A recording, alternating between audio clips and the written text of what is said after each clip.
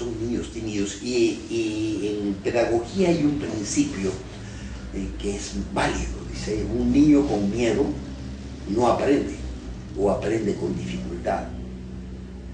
Y estos manualitos vienen atemorizados, son víctimas de violencia en sus casas, en los barrios donde viven, y a lo mejor hasta por la propia escuela y quizás en la propia aula.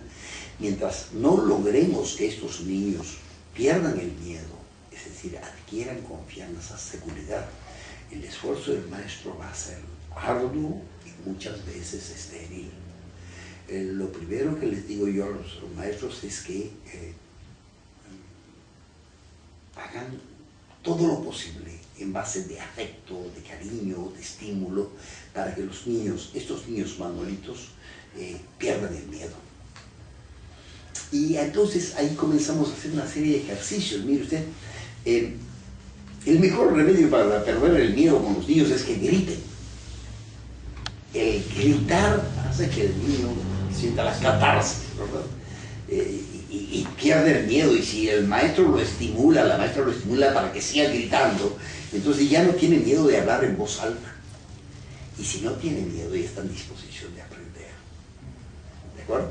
Entonces, estos ejercicios de aprestamiento de la oralidad los hacemos también para que el niño se acostumbre a hablar abriendo la boca, moviendo los labios. Entonces les damos ejercicios de articulación y formación de vocales, articulación y formación de consonantes, ¿verdad? Contra las lenguas y todo aquello. Y finalmente la entonación les enseñamos por medio de del solfeo, que los niños canten. Hay que volver a que en las escuelas, en las aulas y aún en los colegios los niños canten, pero que canten solfeando. Entonces, que primero aprendan a solfear, y de tal manera que puedan tener, al cantar puedan desarrollar melodías. Y esa es otra de nuestras deficiencias. Los jóvenes de ahora no cantan, no han cantado de niños, no cantan, y son desentonados, son muy desorejados, los llaman, creo. Y eso se evita cuando al niño se le hace solfear. Entonces, todas las mañanas el niño debe solfear do, re, mi, fa, sol, ¿no? Y aprender canciones primero solfeando. De tal manera que, mire usted, que pequeños ejercicios, pero vamos construyendo todo. Y luego, pues, les enseñamos a los niños a partir del segundo o tercer grado, ya en base de textos, a entonar la lectura. Vamos a suspender un momentito. Aquí, les ruego. A ver, sigamos. Este es un texto con el cual le enseñamos a los maestros, a primer lugar, a que ellos mismos aprendan a leer bien. Porque ocurre que nuestros maestros también han recibido una educación primaria deficitaria, una educación secundaria igualmente de bajo nivel, y hasta la profesional. Entonces ellos tampoco entienden lo que leen. Hemos ideado 4 signos. El signo más importante es la flecha roja. Allí donde hay un punto, o 2 puntos, o punto y coma, allí se coloca la flecha roja. Esta flecha indica que allí se mata la voz. La voz no puede quedar suspendida, porque querría decir que la oración no ha terminado. La flecha, entonces, era un lindo día. Nos indica la flecha que allí se mata la voz. La brisa traía un perfume de retamas, punto, se mata la voz. El sol brillaba en las hojas de los árboles que parecían cubiertas de flores, punto, se mata la voz. Qué hermosas estaban las flores del manzano, punto. Ese es el signo más importante.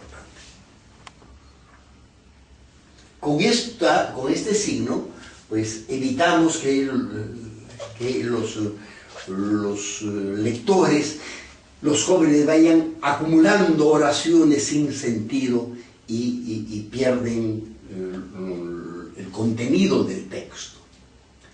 El segundo signo son unas rayas verticales rojas. Estas rayas van separando los grupos fónicos, los grupos de entonación. La brisa traía un perfume de retamas.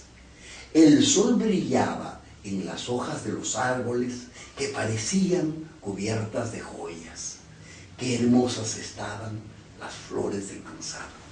Con estas rayas rojas, evitamos en primer lugar que los niños lean así. La brisa traía un perfume de retamas, que con esa entonación tampoco van a entender. De tal manera que evitamos la lectura palabra por palabra y también evitamos esas lecturas vertiginosas. La brisa traía un perfume de retamas, el sol brillaba en las hojas de los árboles que parecían cubiertas de flores, que hermosas estaban. Ese tipo de lectura que tampoco tiene sentido. Entonces, estas rayas rojas cumplen esa función. El tercer signo son estas flechas azules. Estas flechas marcan, indican, guían la línea entonativa, oracional, para que no sea una entonación monocorde, monótona. La brisa traía un perfume de retamas. El sol brillaba en las hojas de los árboles que parecían cubiertas de flores. Qué hermosas estaban las flores del manzano. Entonces, estas flechas azules evitan esas lecturas monótonas. Dice, la brisa traía un perfume de retamas, el sol brillaba en las hojas de los árboles que parecían cubiertas de joyas, qué hermosas estaban las flores del manzano, que tampoco le da entonación al texto y por consiguiente no tiene sentido. Y el tercer signo es un subrayado verde sobre aquellas palabras sobre las cuales recae la intencionalidad de la voz, el énfasis entonativo. Era un lindo día. La brisa traía un perfume de retamas. El sol brillaba en las hojas de los árboles que parecían cubiertas de flores. Qué hermosas estaban las flores. Este subrayado verde hace que el texto cobre intensidad. Entonces ya el niño no solamente entiende lo que lee, sino también participa emocionalmente del mensaje que está recibiendo. Este recurso metodológico despierta en el niño el placer por leer, el disfrute. Y si el niño disfruta leer, sigue leyendo. Y al seguir leyendo se puede formar el hábito de la lectura. Por propia iniciativa, por propia vocación, por disposición propia del niño, no por imposición, ¿verdad? El niño debe leer una obra mensual. Esa es una imposición, por ese camino no llega a nada, ¿verdad? Lo que se tiene que hacer es entusiasmar al niño, para que él, por su propia decisión, siga leyendo. Y ese es más o menos el sentido del método. Entonces nosotros hemos ido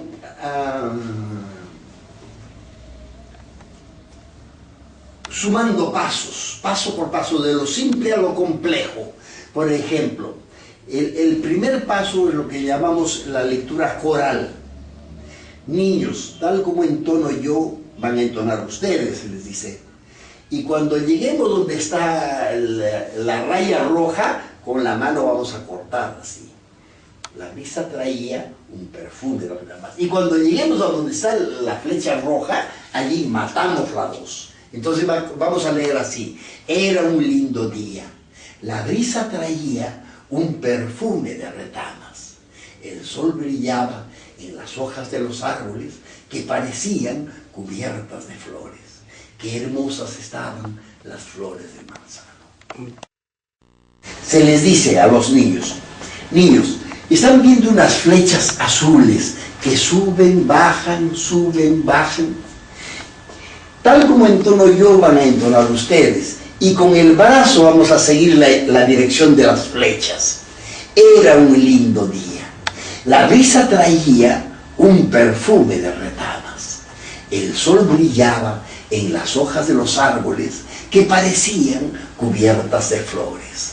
Qué hermosas estaban las flores del manzano. Pero aún ese día, un criado sufría mucho por causa del mal carácter de su amo. Cuando éste volvió a su casa, ese mediodía traía un genio de pulgas. Se sentó a la mesa y pidió a gritos que le trajeran el almuerzo. El criado